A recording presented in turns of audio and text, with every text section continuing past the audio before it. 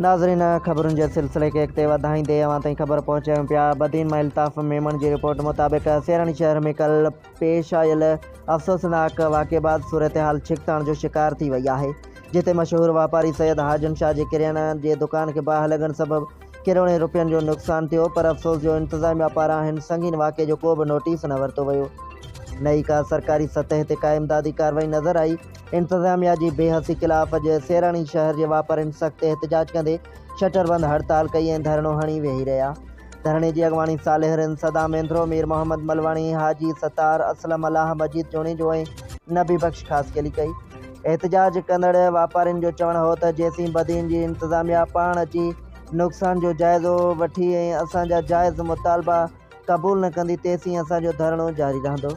जंहिं ते SHO बदीन, मुख्तियार कार बदीन, वाइस चेयरमैन बदीन फिदा हुसैन मेंद्रो ऐं यूनियन काउंसिल सेरानी वकील असगर चांग जन पहुता, लेकिन सभिनी ॻाल्हियुनि खे रद्द कयो वियो ऐं बदीन जो अचण जो चयो। जंहिं ते AC बदीन राजेश दिली पहुतो, जंहिं मुज़ाहिरीन जी 6 रुकनी कमेटी जूं ॻाल्हियूं ॿुधियूं ऐं मुतालबा हल करण जी ख़ातिरी कराए धरणो ख़त्म करायो वियो।